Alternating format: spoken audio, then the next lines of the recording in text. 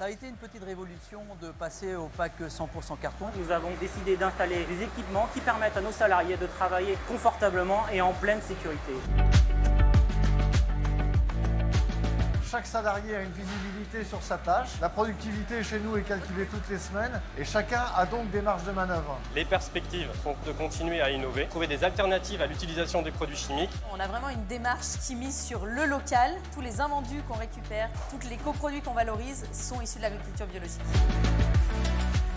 Voyager, cuisiner, ces deux passions sont à la base de tout mon parcours. Nous sommes dans l'appartement familial. Il y a un attachement familial naturel, des racines qui sont fortes et importantes pour moi. Je fais partie de l'équipage de cette vedette depuis plus de 10 ans, comme plongeur, et c'est aussi une partie de ma vie.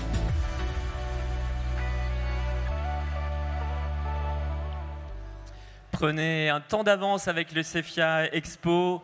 Bienvenue sur l'espace Agora. 3 entreprises sources d'inspiration viennent témoigner, partager leur vécu, leur retour d'expérience. Après, vous l'avez compris, avoir été mise en lumière dans un reportage un temps d'avance diffusé sur mycefia.com. Aujourd'hui, c'est une opportunité pour échanger avec des dirigeants engagés. Qu'est-ce que l'engagement? Ça va être le fil rouge de notre discussion. Tout d'abord, un tour de table pour vous présenter avant de rentrer dans le vif du sujet. Katia, bonjour.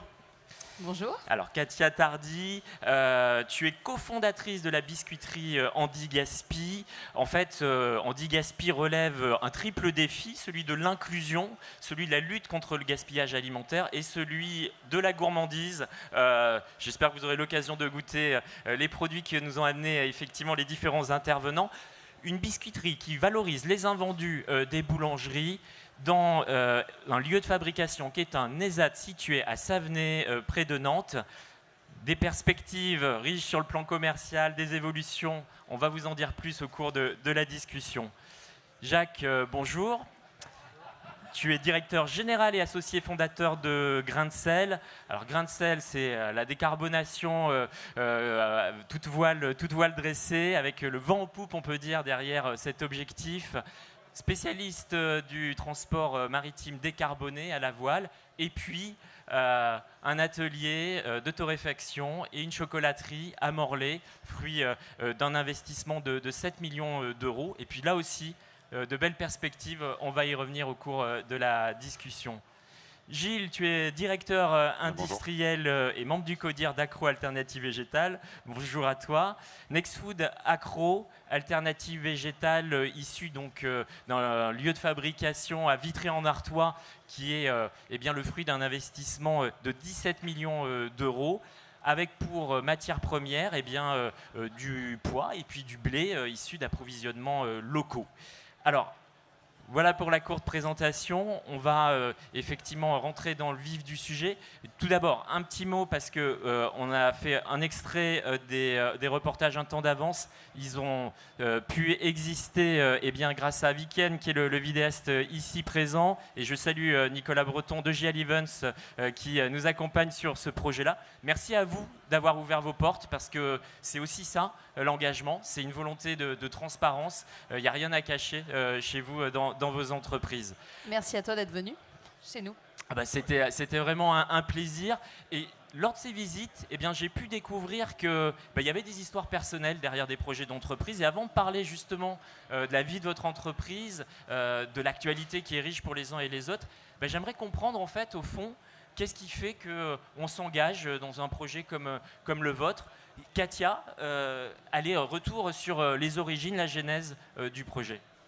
Alors nous, le projet, il est parti d'un double constat social et environnemental. Le premier, c'est l'ampleur du gaspillage alimentaire. Et on s'en est rendu compte avec mes deux associés parce qu'on est toutes les trois ingénieurs agroalimentaires.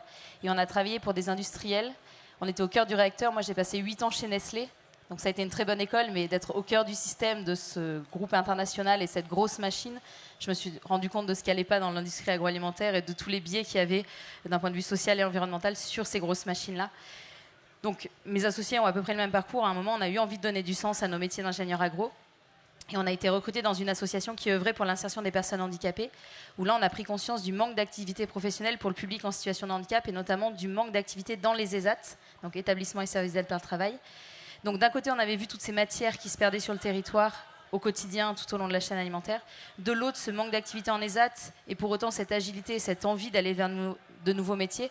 Donc c'est comme ça qu'on s'est dit qu'il y avait quelque chose à faire et qu'on a décidé d'agir toutes les trois en créant la biscuiterie Andy Gaspi pour valoriser des invendus dans un ESAT en recettes gourmandes. Et le premier invendu auquel on s'est attaqué, c'est le pain, donc avec nos produits Quignon.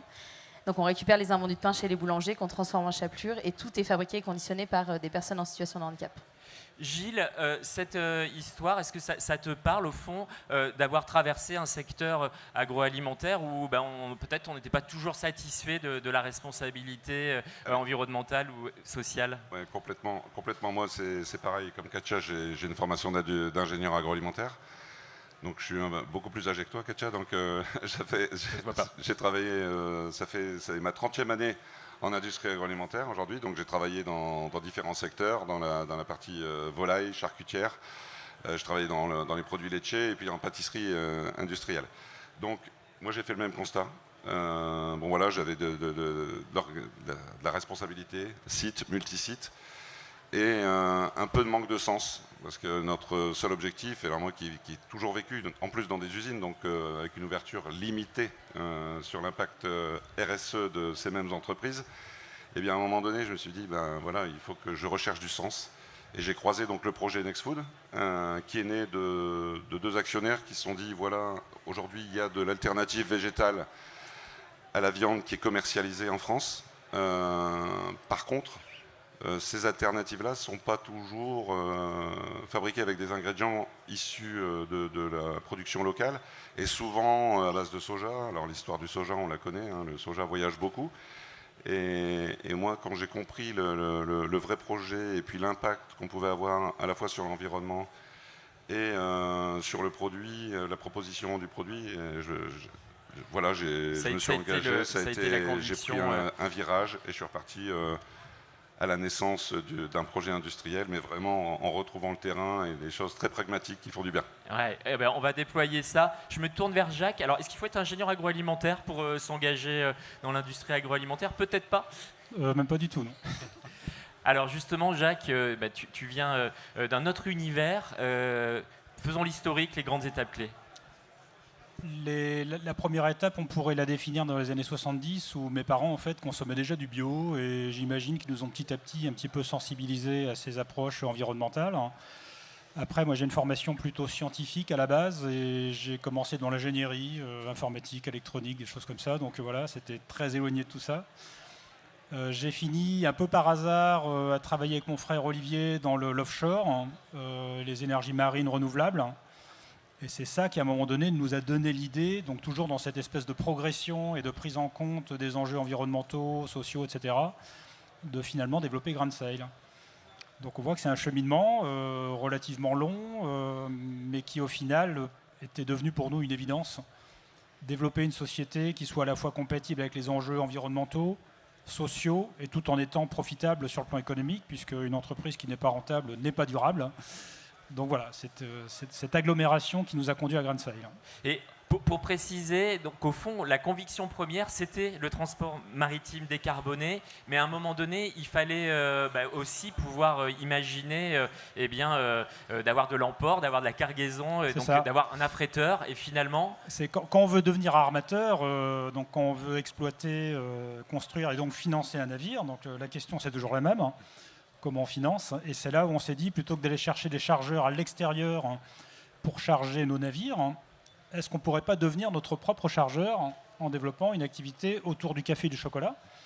Sauf que le petit détail, c'est qu'on n'y connaissait absolument rien, ni en café ni en chocolat. Donc il a fallu qu'on apprenne. On a commencé par le café en 2013. On s'est fait aider par des spécialistes, tout simplement.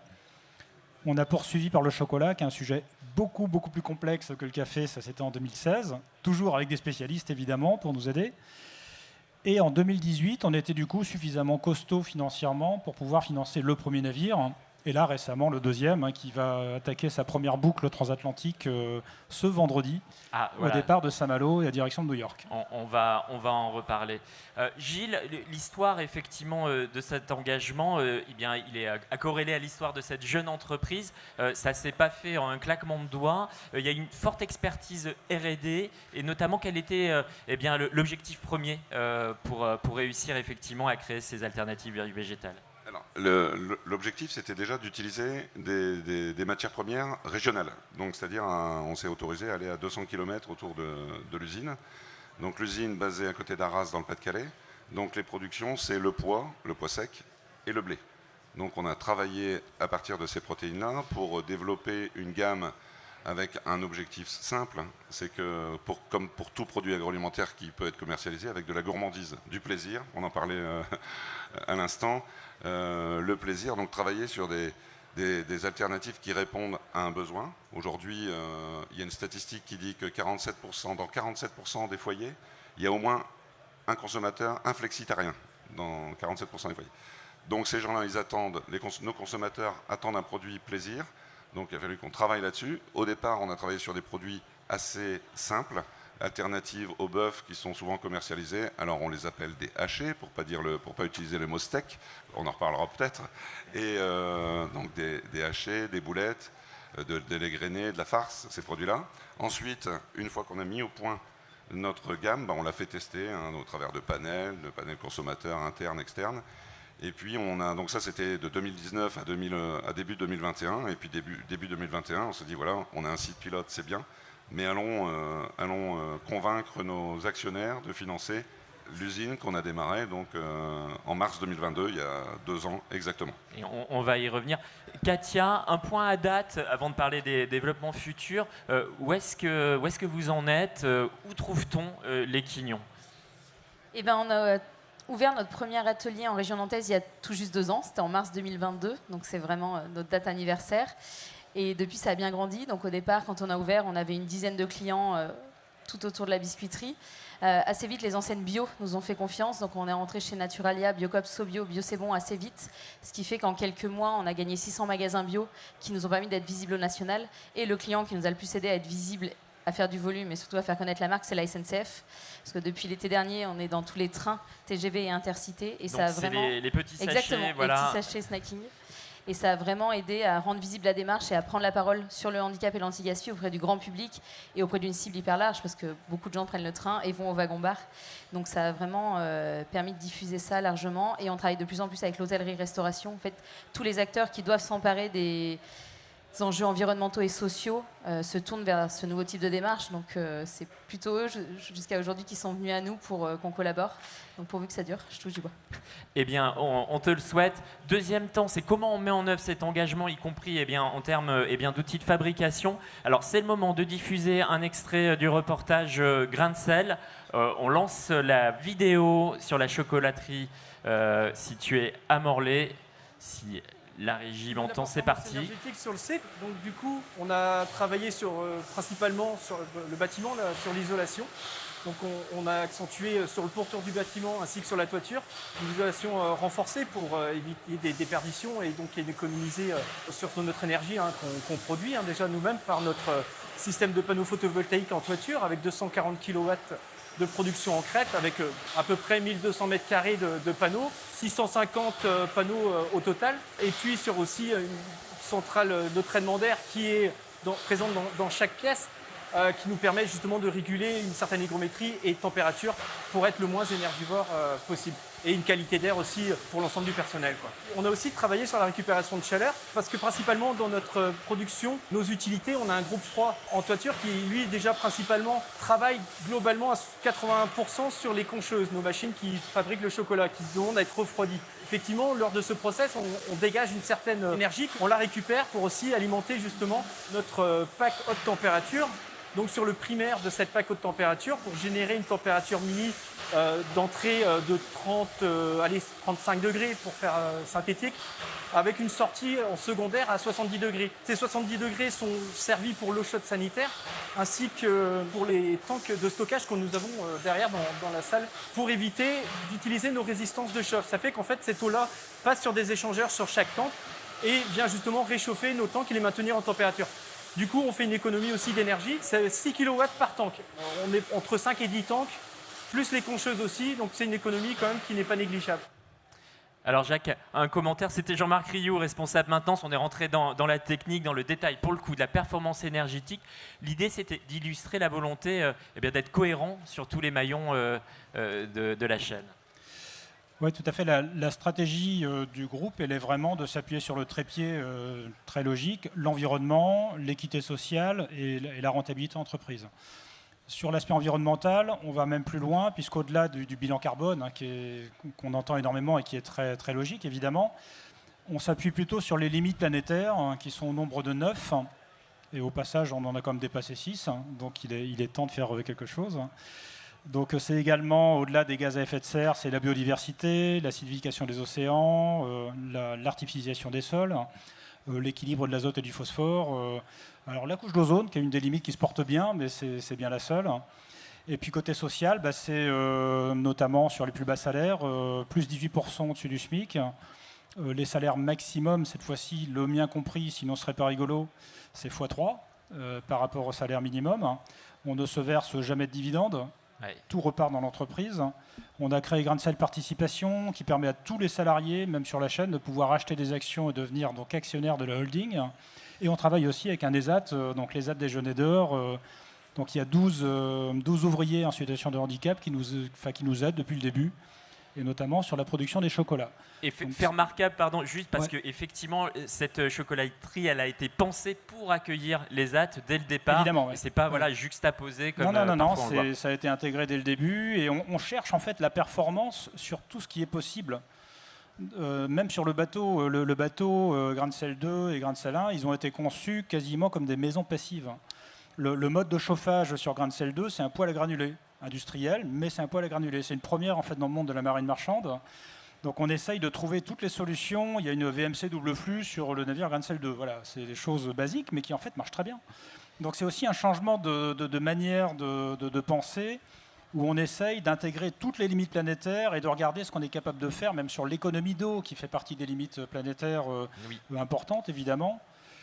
Et voilà. Et donc, plutôt que d'avoir une approche très centrée sur l'économie carbone, ce qui aurait pu être le cas, on essaye au contraire d'être extrêmement exhaustif et surtout de montrer que ça n'empêche pas la rentabilité, puisque bien au contraire, ça génère un cercle vertueux. Et ce qui ne manque pas de me surprendre, c'est que cette théorie tout à fait efficiente et dont on comprend l'enjeu, elle a un nom plutôt gourmand, c'est la théorie du donut. Exactement, pourquoi ? La théorie du donut, parce que c'est un diagramme qui a une forme de donut avec un cercle intérieur qu'on appelle le plancher social. D'accord. Et un cercle extérieur qui s'appelle le plafond environnemental. Ouais. Et cette théorie du donut a un intérêt, c'est qu'elle tient dans une seule page, elle est très facile à comprendre, elle est très factuelle.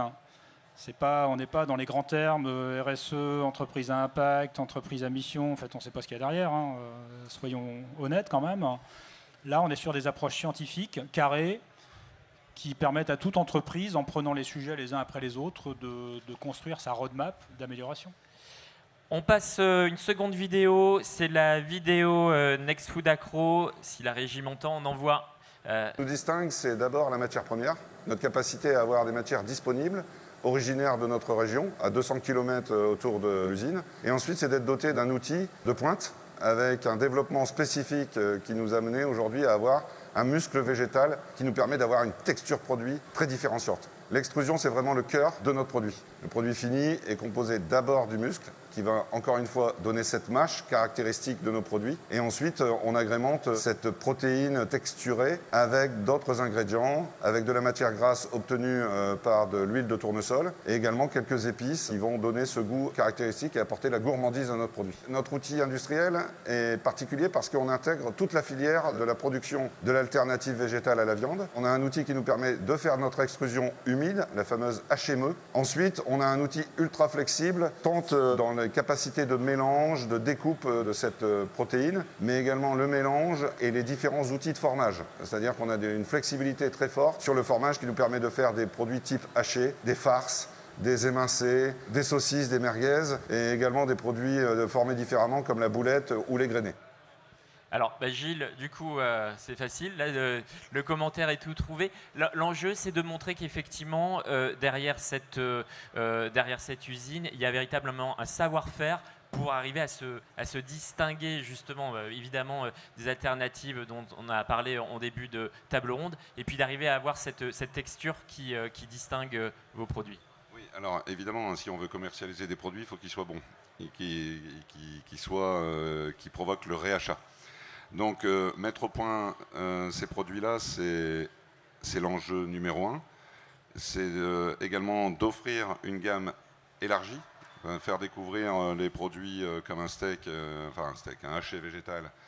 Je dirais tout le monde le fait aujourd'hui. Donc nous, on a travaillé la texture. C'est pour ça qu'on a intégré toute la filière de production. On a fait le choix d'une extrusion humide pour avoir une texture. Alors l'extrusion humide, c'est des investissements lourds. On a mis de côté l'idée et l'hypothèse d'utiliser des produits déshydratés, parce que le produit déshydraté, il est déshydraté quelque part, mais jamais en France. Donc voilà, nous on voulait maîtriser, donc on achète des protéines, on achète des céréales, des pois, on les fait travailler pour récupérer la protéine localement. Et ensuite, oui, on travaille avec... on a quelques contraintes, parce qu'effectivement, on achète toutes nos matières premières autour de l'usine. Mais maintenant, on a une équipe R&D hyper formée et compétente qui nous permet d'avoir des produits et d'innover. Et alors chez vous, parce que je voudrais qu'on parle de la cohérence, est-ce que c'est la théorie du donut ou d'un autre aliment qui est appliqué? Alors, moi déjà, je voudrais remercier Jacques, parce que c'est des parcours qui sont hyper inspirants pour nous. Aujourd'hui, piloter une usine agroalimentaire, eh bien, on doit, enfin en tout cas, nous, on se pose des questions. Comment on doit l'imaginer, notre usine? Alors effectivement, en travaillant sur l'économie d'énergie, les usines les plus carbone bas possibles. Donc le mot carbone bas, aujourd'hui, on doit y penser. Et comment on le pense? C'est de manière pragmatique. C'est d'utiliser les moyens les plus pointus sur l'économie d'énergie, sur la construction, le type de construction, le type de matériaux, etc. C'est l'aspect social. Effectivement, le bien-être au travail, ça ne doit pas être une théorie, mais ça doit se pratiquer au quotidien, avec des moyens comme ce Jack, avec le salaire des salariés, avec la manière d'accueillir, de former les salariés, et puis aussi de les sensibiliser à cet engagement. Donc nous aujourd'hui, oui, il y a des formations régulières pour 100% des salariés, c'est-à-dire que quand on forme quelqu'un, on forme 100% des salariés, ça c'est vachement important. On les forme à la fresque du climat, donc ça donne aussi du sens aux salariés, ça participe au bien-être au travail et à la disparition du turnover. On a la chance de ne pas avoir de turnover parce que les gens comprennent la mission de l'entreprise, comprennent le sens que nous on y trouve et qu'on veut donner à nos produits. Et donc il y a une vraie synchro, une vraie synchronisation, et l'état d'esprit, le mindset de nos équipes change et participe à cette proposition produit. Un sujet d'actualité, je crois savoir, c'est l'emballage. Ouais, les projets sont en cours. L'emballage, l'emballage aujourd'hui, on a un emballage qui est plastique, qui n'est pas totalement vertueux. Aujourd'hui, pour avoir nos produits et les conserver, on est encore contraint d'utiliser un gaz neutre à l'intérieur de nos barquettes. Néanmoins, au départ, on a commencé avec un emballage avec barquette plus fourreau carton, qu'on a fait évoluer très récemment sur une barquette avec un film imprimé. Alors c'est du monomatériau, donc c'est recyclable, avec des étiquettes, le tout origine France. Et d'ailleurs, j'en profite pour dire que tous les emballages qu'on a trouvés, y compris tous les équipements, on les a trouvés ici au CFIA. Donc c'est made in CFIA. Mais il faut mettre une petite pastille. Et voilà. Et alors ce changement, c'est 40% d'emballage en poids en moins. Ah oui, on a commencé comme on a pu. Je dirais qu'il fallait démarrer rapidement. Et même si notre histoire entre ces produits-là, les premiers ont été commercialisés il y a 14 mois, et 14 mois après, on a fait évoluer toutes nos recettes avec 40% d'emballage en moins. Voilà, entendu. C'est clair, Gilles. On va continuer avec cette séquence vidéo. Alors, on va lancer le film pour Katia, Biscuiterie Andy Gaspi. Il faut passer, non pas le fichier suivant, mais celui d'après. Si la régie m'entend, je pense que oui. Je suis monitrice atelier à l'ESAT de Savray depuis 38 ans et depuis simplement 1 an sur l'atelier Beau Soleil. et plus au sein de la production de biscuits quignons. Et c'est un atelier que je ne connaissais pas. La cuisine, tout comme le biscuit, pour moi, c'était un petit peu l'inconnu. Et c'est les 3 drôles de dames, Katia, Louise et Alix, surtout Louise et Alix, qui m'ont formée sur ce métier. En fait, il faut de l'exigence, de la rigueur et beaucoup de surveillance. Il faut répéter, surveiller, parce qu'on est très exigeant au niveau de la pesée, il ne faut pas se tromper. Il faut tarer les machines, peser les ingrédients, suivre le protocole par rapport aux recettes et avoir l'œil et être attentif aussi aux besoins des travailleurs. C'est utile parce qu'on va du début jusqu'à la fin. En fait, la création du biscuit, les ingrédients arrivent et au final, on voit et on peut déguster le biscuit à sa finalité. Et en plus de ça, après la production, les travailleurs peuvent aller aussi sur le conditionnement, voire même jusqu'à l'expédition. Donc c'est vraiment complet comme activité.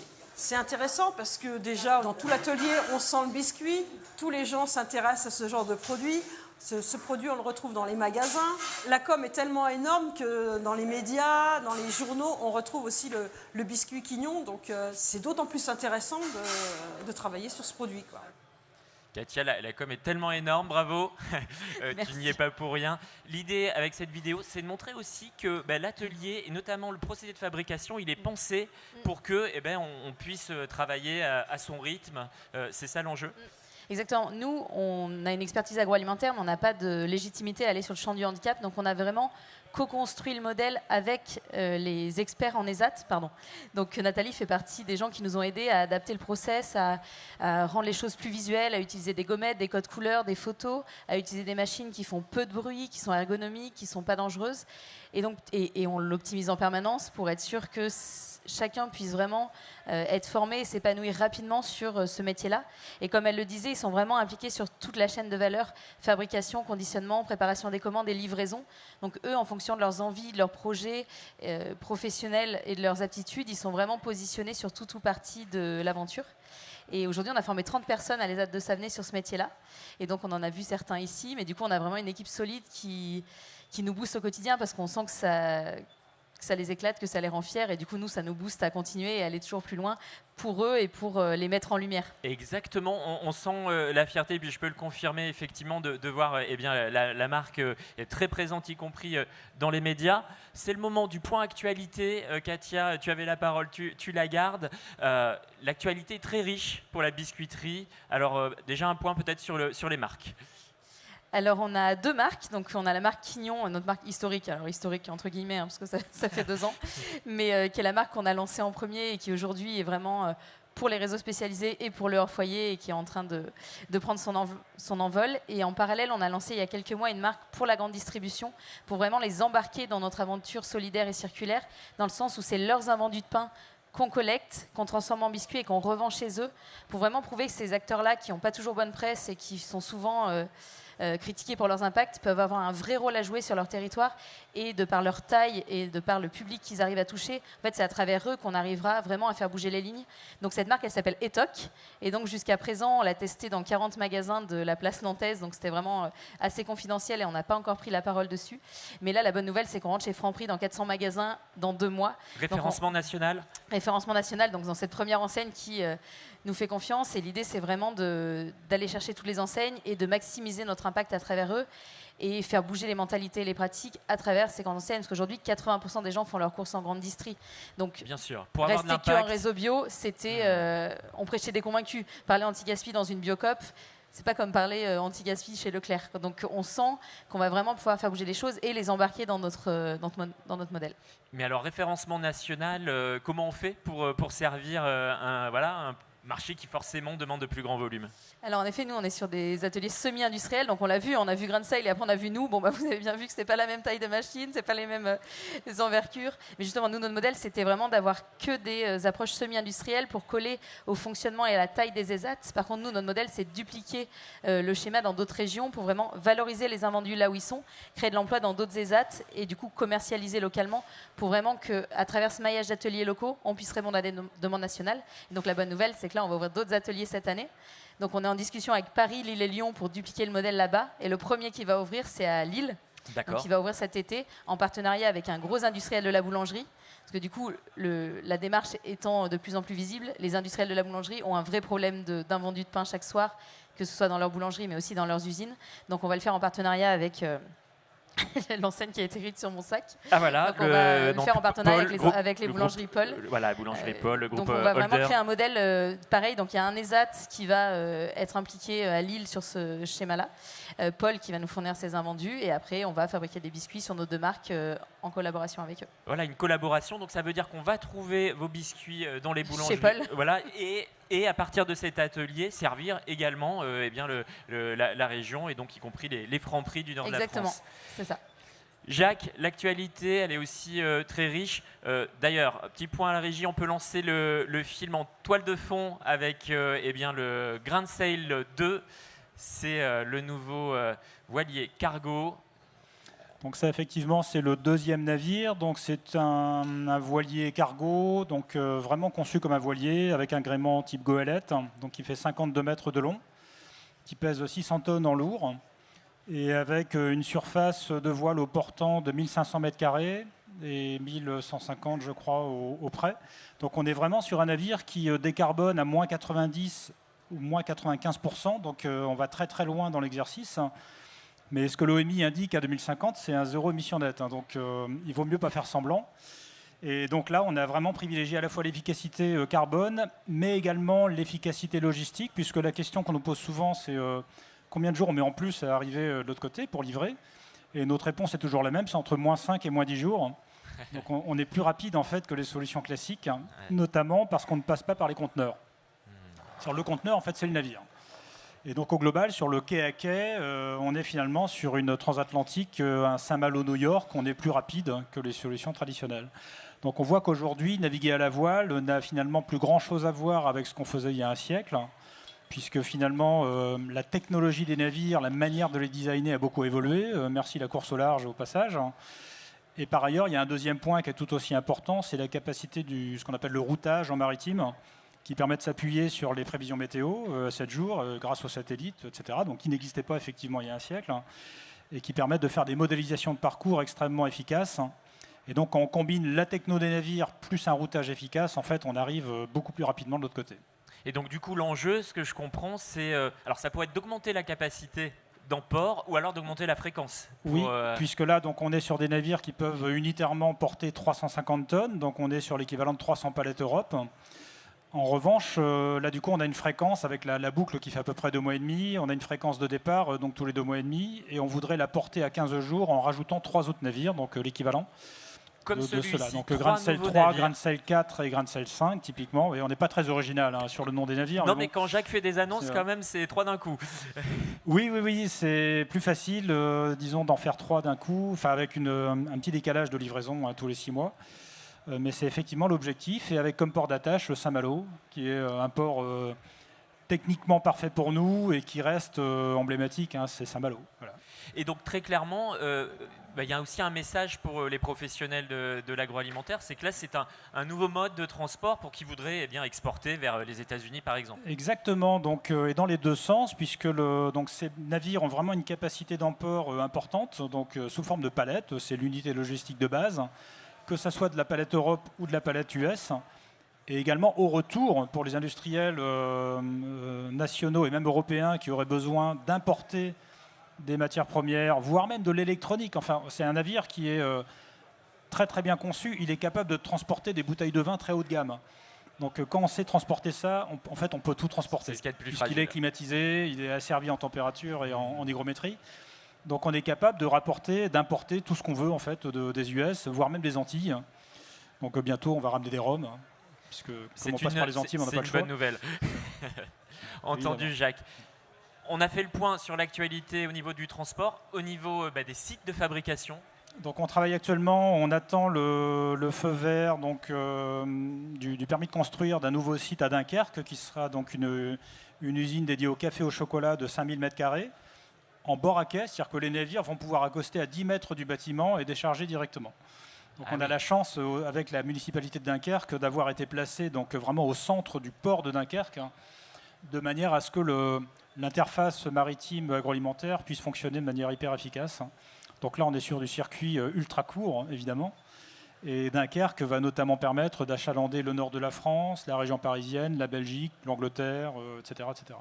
Donc le modèle de Grain Sail, on y travaille en ce moment, c'est de développer le commerce à la fois aux États-Unis, puisque les tablettes Grain Sail maintenant vont être progressivement commercialisées sur tout le territoire US, plus l'Europe, plutôt Europe du Nord dans un premier temps, pour à la fois les tablettes, les cafés, mais bientôt également les rhums, évidemment, les vins, et puis l'huile d'olive qu'on va également développer prochainement. Eh ben, de belles perspectives. Voilà. Gilles, même question. Eh bien, quelle est l'actualité, les projets en devenir? Alors déjà, je vous souhaite la bienvenue dans le Nord, parce que 2 beaux projets qui viennent s'installer chez nous dans les Hauts-de-France, c'est sympa. On est accueillant dans le Nord. On est accueillant, et donc notre actualité, c'est d'accueillir des entreprises dynamiques. Non. Alors nous, l'actualité, c'est l'innovation. L'innovation, donc voilà, on a démarré à commercialiser en GMS avec 5-6 références fin 2022. Aujourd'hui, on en a dans les meilleures enseignes, on en a une dizaine. Là, on va innover en sortant 8 innovations qui seront commercialisées à partir du mois d'avril. Donc on continue bien entendu l'alternative au bœuf pour travailler sur l'alternative volaille avec des nuggets, des escalopes l'année dernière. Là, on travaille sur les MAC. Sur des produits type, alors j'utilise des termes de la viande, pulled pork, au moins ça parle au kebab. Voilà, donc ça c'est important parce que notre vrai enjeu c'est bien, on a un projet qui est louable d'un point de vue RSE, c'est intéressant, maintenant il faut commercialiser. Et pour commercialiser, il faut attirer, faire découvrir nos produits. Faire découvrir nos produits aux gens qui se posent des questions, des bonnes questions, en limitant un peu leur consommation de viande, en veuillant découvrir autre chose. Donc c'est les flexitariens qu'on devient un peu tous. Et donc pour les convaincre, il faut des bons produits. Donc faire découvrir nos produits, les faire déguster et innover pour élargir la gamme de produits. Ça c'est vraiment les enjeux d'aujourd'hui parce qu'effectivement on a construit une belle usine. On souhaite l'étendre. On a des projets d'extension d'usine à court terme, enfin à court terme, d'ici 2-3 ans. Donc, eh bien, pour servir ce projet, il faut communiquer et attirer nos consommateurs. Alors, c'est une transition avec le dernier point de cet échange, c'est effectivement, eh bien, quand on est une entreprise engagée, comment on partage ses convictions, comment on se fait comprendre du client final, le consommateur, et puis aussi des intermédiaires, en particulier les distributeurs. Katia, je sais que c'est un sujet qui te tient à cœur, justement. Quelle est la réception déjà selon la typologie du client? Alors nous, on travaille en B2B2C, donc on vend à des professionnels qui revendent au consommateur final. Donc là, on est à une période où les professionnels, soit par conviction, soit par législation, par pression, enfin pour plein de raisons, ils doivent s'engager vers des schémas plus vertueux d'un point de vue social et environnemental. Donc on n'a pas trop de mal à les convaincre, c'est plutôt eux d'ailleurs qui viennent nous chercher. On n'a pas l'impression que c'est du greenwashing ou du social washing, on a l'impression qu'ils veulent vraiment s'engager dans ces chemins-là, mais les lois aident aussi à aller vers des modèles d'économie circulaire. Des exemples qui vient vous chercher, enfin, on parle de quoi? Là, par exemple, Franprix, typiquement, c'est eux qui sont venus nous chercher et ils vont communiquer sur la démarche RSE à travers notre marque. Mais, c'est compris. Mais en même temps, du coup, c'est gagnant-gagnant parce que nous, ça va aussi nous permettre de sauver toujours plus de pain, de former plus de biscuitiers. Donc, en soi, tant mieux qu'ils communiquent sur la démarche et qu'ils nous mettent en avant. Et là, c'est les acteurs de l'hôtellerie-restauration qui sont aussi en train de venir nous chercher parce qu'ils doivent faire plus de bio, plus de local, ils doivent sortir des emballages plastiques. Nous, on a pris la décision dès le départ de ne pas avoir de plastique à usage unique, donc tous nos paquets sont en fibre de bois compostable. Hop. Donc ça, c'est compostable à la maison. Pour la restauration collective, on a des seaux consignés. Enfin voilà, on a dès le départ eu envie de bannir ce plastique et du coup eux doivent répondre à ça aujourd'hui. Donc nous on a l'offre qui va bien avec les enjeux qui doivent descendre. Donc pour les professionnels on n'a pas de mal. Pour le consommateur final, là on a une autre réaction, c'est que souvent ils trouvent la démarche top, mais quand ils goûtent ils disent et en plus c'est bon, et en fait c'est bon. En fait c'est contre-intuitif dans la tête des gens. Non, voilà. En fait j'ai l'impression que dans la tête des consommateurs c'est plus une marque est engagée, moins elle sera gourmande. En fait d'être militant c'est être chiant et ne pas être gourmand. On a l'impression que en faisant une bonne action, on va devoir faire des concessions sur le plaisir, sur le goût. Et Donc, il ne faut pas donner de leçons, en fait. Faut pas être, en fait, souvent, quand on arrive sur le terrain de l'écologie, on est quand même sur des messages culpabilisateurs, moralisateurs ou un peu chiants, un peu agressifs. Et sur le champ du handicap, on peut vite tomber dans quelque chose de larmoyant, dans de la pitié. Et il y a encore beaucoup d'idées reçues et de préjugés autour de l'économie circulaire et de l'inclusion. Donc, on sent que vraiment, c'est contre-intuitif de pouvoir faire rimer gourmand et militant. Et on est content de voir que les gens changent d'avis, mais du coup, on sent qu'il y a quand même encore du travail à faire et de la pédagogie pour faire évoluer les mentalités et les pratiques et se dire, on peut être bon pour la planète, bon pour la société, mais avant tout bon pour les papilles. Alors, et une des clés, c'est peut-être finalement le 4e levier, c'est d'incarner aussi la biscuiterie. Est très présente sur les réseaux sociaux, ouvre ses portes. Et c'est important aussi, effectivement, de voir qu'il y a des visages derrière la fabrication de ces biscuits. Et des visages souriants. Et voilà. Parce que pareil, souvent militant égale chiant, donc on va montrer qu'en fait on Exactement. peut défendre des causes sérieuses et le faire vraiment, parce que on le fait très concrètement, mais sans se prendre au sérieux, et que c'est comme ça qu'on arrivera à embarquer les foules avec nous dans ces schémas. Jacques, je te vois acquiescer. Alors, grain de sel, c'est vrai qu'on sait que la voile finalement incarne finalement l'entreprise. C'est un vecteur effectivement efficient pour faire passer le message.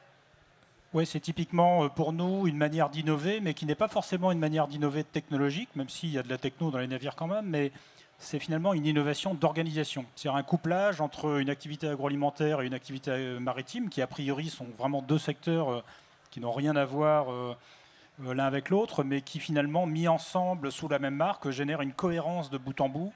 Et c'est souvent ce qu'on me dit sur Grain de Sel, c'est juste hyper cohérent sur toute la chaîne. Et c'est vraiment ce qu'on a voulu. Et c'est ce qu'on essaye d'exprimer aujourd'hui, de montrer qu'une société qui à la fois prend en compte le maximum d'aspects environnementaux, sociaux et tout en restant rentable, on prouve simplement que ça marche et pas une échelle de laboratoire. C'est une échelle quand même suffisante pour montrer que dans le vrai monde, en fait, si on s'en donne la peine et si on fait vraiment les choses, ça fonctionne. Et en termes de communication derrière, on ne fait que raconter notre histoire finalement. On n'a pas besoin d'en faire des caisses. De faire des coups violents. Finalement, le plaisir, la gourmandise. Alors, et le plaisir, il est au centre du jeu. C'est ça. Oui, mais c'est ce qu'on disait tout à l'heure. Je pense qu'il y a 4 étapes qu'il va vraiment falloir qu'on franchisse de manière collective à l'échelle de la planète dans les décennies à venir. La première, elle est quand même de relocaliser tout ce qui est raisonnablement relocalisable. En 2, il va falloir du coup en profiter pour transporter moins, transporter mieux. C'est typiquement ce qu'on fait avec nos navires. En 3, produire moins, produire mieux. En clair, c'est de la qualité produit, des produits qui durent longtemps, qui sont réparables, recyclables. Et pour l'alimentaire, c'est quand même le bio. Je pense que là, on n'a quand même pas fait mieux pour respecter notamment la biodiversité, qui est, je pense, le deuxième sujet largement aussi important que le changement climatique. Et en 4, c'est nous tous, les consommateurs, il faut qu'on apprenne à consommer moins, consommer mieux. Exactement. Et ça revient simplement à privilégier la qualité à la quantité, puisque c'est la quantité, en fait, qui nous a tous mis à l'envers sur le plan environnemental. Il suffit juste de raisonner un petit peu différemment. Plutôt que de acheter 10 t-shirts de mauvaise qualité qui vont être foutus au bout de 3 lavages à 50 € dans un pays à bas coût, on en achète 2 pour le même prix, qui vont durer beaucoup plus longtemps. Le service rendu, il est équivalent. En revanche, la pression environnementale de 2 t-shirts qui font des années n'a rien à voir avec 10 t-shirts de mauvaise qualité qui finissent en principe dans la benne. Et voilà le principe, consommer moins, consommer mieux, privilégier la qualité à la quantité. Alors on voit que la réglementation, parce que l'exemple que vous prenez fait écho aux grandes sites, on ne va pas les citer, ils ont suffisamment de pubs comme ça, mais en tout cas, il y a la volonté du gouvernement de légiférer pour limiter le développement de cette ultra fast fashion. Oui. Mais dans le domaine alimentaire, en fait, comment faire passer ce message-là ? Mais ça, c'est de la qualité, typiquement. C'est un peu plus cher qu'une marque, on va dire, fortement industrielle, mais c'est de la qualité environnementale et c'est également de la qualité gustative. Donc le fameux plaisir, il est toujours là. C'est simplement un plaisir un peu différent. Peut-être qu'à la limite, nos consommateurs vont acheter un peu moins de tablettes Grain de Sel que des tablettes, disons, de grands industriels. Le plaisir est différent, mais il y a du plaisir quand même. Et il est essentiel, effectivement, que le plaisir reste dans l'équation. Sinon, on n'embarque personne. C'est, voilà... Alors Gilles, je vous vois acquiescer parce qu'effectivement, alors il y a plusieurs problématiques sur les alternatives végétales. Effectivement, le marché s'est construit notamment grâce au développement de l'offre, avec un aspect parfois très transformé qui a pu susciter certaines controverses. On fait un point sur l'actualité parce que c'était en filigrane, vous avez été vigilant sur les dénominations. C'est effectivement une réglementation nationale qui vient d'être publiée pour effectivement éliminer tous les équivalents au vocabulaire issu du monde de la viande. Ça va être interdit. Quelle est votre réaction? Comment vous allez faire?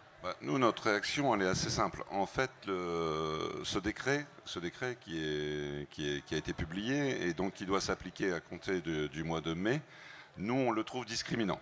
Alors, pourquoi? Juste l'explication, elle est simple. Ce décret ne concerne que les entreprises fabricant en France. Donc, on est 4 ou 5 à fabriquer de l'alternative végétale en France. Donc, on est les seuls concernés. Donc on n'aura plus le droit d'utiliser le terme steak, nugget, escalope, saucisse, merguez, boulette, d'accord? Mais sur le fond, ça se comprend. Ça peut se comprendre. Ça peut se comprendre si ça s'applique à tous les produits qu'on va trouver dans les rayons. Ah oui. Or, ça ne concerne que les fabricants français. Ça veut dire que les fabricants qui produisent en dehors de l'Hexagone ne sont pas concernés. Donc, ce qui veut dire que dans le rayon, si ce décret s'applique, dans le rayon on aura des produits qui vont porter des noms, je ne sais pas, comme pané, façon je ne sais pas quoi. Et à côté, on aura des escalopes. On aura des produits qui s'appelleront hachés, 100% végétal. De l'autre côté, on aura steak végétal. Donc, et aujourd'hui, l'offre, elle est multiple. Hein. Donc, dans le rayon, aujourd'hui, il y a un leader. Il y a un leader qui s'appelle Nestlé. Il commercialise la marque Garden Gourmet, qui est fabriquée en République tchèque. Donc voilà, lui pourra appeler ses produits steak, boulettes, burger, enfin tout ce qu'il veut. Donc c'est une vraie distorsion. Et donc c'est une distorsion. Effectivement. Alors, on trouve ça un peu discriminant. Nous, on préférerait qu'on légifère sur l'origine et qu'on puisse rendre obligatoire, comme c'est le cas aujourd'hui, sur les produits bruts. Les légumes, voilà, hein, ça a fait couler énormément d'encre, il y a eu des manifestations, etc. Donc ça va bouger. On va vendre. Il y a des contrôles dans les magasins pour vérifier que les carottes ou les melons viennent bien de France s'ils sont étiquetés France. Nous, on aimerait aussi que ça s'applique aussi à nos produits alimentaires. Surtout que, dans le fond, je pense qu'il n'y a pas de tromperie sur le consommateur. Le consommateur, il sait faire la différence entre un steak 100% végétal dans le rayon offre végétale et a priori, on peut lui faire confiance quand même. Et nous, on n'a rien contre ce type de décret, à condition qu'il soit juste et qu'il concerne tout le monde. C'est très clair. Et alors, sur l'autre aspect, eh bien, c'est effectivement la culinarité, faire apprécier ces produits. Il y a, d'après ce que vous observez, il y a encore du chemin à faire pour que les gens soient convaincus de l'intérêt gustatif des alternatives végétales. Alors, on pense clairement que les consommateurs sont sensibles à manger moins de viande. Donc moi, à titre personnel, c'est mon cas. J'adore la viande, mais j'en mange moins. Et quand j'en mange, eh bien, je vais la choisir. Et encore une fois, parce que j'ai envie d'un plaisir. J'ai envie d'une viande qui a du goût. Voilà. Eh bien, nous, il faut qu'on fasse découvrir les produits. Il y a encore du travail. Certains consommateurs ont une mauvaise expérience de l'alternative végétale parce qu'on a tous mangé un truc qui était à base un peu mou, à base de tofu. Alors j'ai rien contre le tofu, hein, je ne vais pas mettre à dos tout le monde. Ou alors des choses qui étaient un amalgame de graines, par exemple. Bah, c'est compliqué et c'est ce qu'on dit tous. Quand on ne trouve pas le plaisir et la gourmandise, on n'y revient pas. C'est ça. Et nous aujourd'hui, on est convaincus que nos produits sont bons, sont sains, ils apportent une différence, ils sont d'origine France, mais il faut les faire découvrir, donc faire déguster le plus possible, et c'est notre travail du quotidien, et innover pour attirer l'attention. C'est clair, Gilles. Dernière question, parce qu'on arrive déjà au terme de notre discussion. Je voudrais reboucler finalement avec la première question. On a parlé des racines de votre engagement, de votre histoire personnelle. Je voudrais au fond, après tout ce qu'on s'est dit, savoir si cette fibre-là, elle est toujours là ou comment elle a évolué. Comment on vit son engagement personnel après, je me tourne vers Katia, 2 ans, une longue histoire, mais voilà, c'est que le début d'une longue période, on le souhaite, une longue vie pour la biscuiterie Andy Gaspi. Comment il a évolué cet engagement ?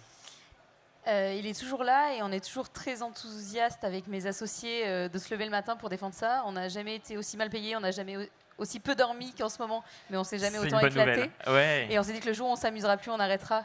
Mais là, on est vraiment animé, déjà par ce qu'on fait, mais aussi par l'élan qu'il y a autour de ces projets-là, de ces projets engagés. On se dit qu'on va dans le bon sens et de voir que gros acteurs qui ne sont pas forcément reconnus pour être des gens militants, engagés, commencent à aller vers ces voies-là, se posent ces questions-là, nous interrogent, nous impliquent.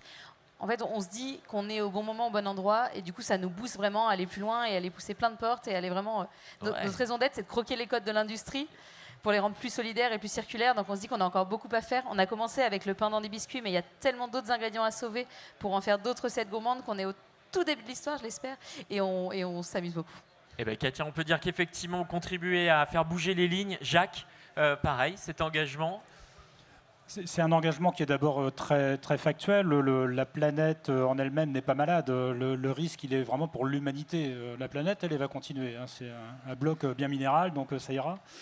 Donc il s'agit aujourd'hui de se battre pour simplement réduire notre pression environnementale, très clairement, et le faire également avec de bonnes conditions sociales. Moi, je dis souvent, quand on paye un ouvrier au lance-pierre, au SMIC, on va dire, pour résumer, et qui, du coup, le 20 du mois, ne sait pas comment il va pouvoir simplement manger ou s'abriter, je peux vous assurer qu'il n'en a absolument rien à faire de l'environnement. Et c'est normal, ça s'appelle la pyramide de Maslow. Et donc on se doit également d'être équitable sur le plan social pour que la majorité des consommateurs s'intéressent en fait aux problématiques environnementales. Donc c'est un petit peu ce que nous on essaye de montrer finalement, et en espérant que ce qui aujourd'hui peut, sur certains aspects, paraître un peu exceptionnel chez Grain Sale, devienne quelque chose de normal. Parce que ce qu'on fait aujourd'hui, c'est ça qui devrait être appliqué de manière beaucoup plus vaste et de manière collective. Et notamment, si on prend le bilan carbone de Grain Sale, il y a 3 scopes, le scope 1, scope 2 et scope 3.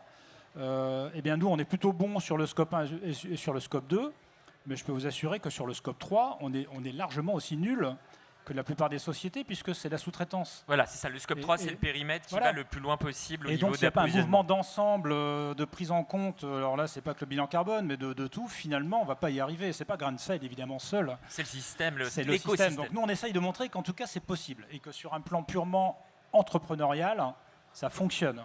Nous, on paye nos impôts, nos salaires, nos fournisseurs, comme tout le monde. On a un petit peu de subventions, mais pas plus que ça. Et ça fonctionne. Ça génère un cercle vertueux, tout ce qu'on fait. Je pense que c'est pareil chez toi. Et pareil, quand on fait des produits de qualité avec un engagement réel, qui n'est pas juste du violon, ça finit par se voir. Exactement. Quand ça se voit, le consommateur dit « ouais, au moins eux, ils ne sont pas dans la parlotte, et du coup, je vais acheter leurs produits par conviction, mais aussi par plaisir ». C'est tout le sens aussi de ton intervention, Jacques, aujourd'hui, de montrer que le modèle fonctionne. Oui, c'est pas utopique. Exactement. Non. Gilles, même question.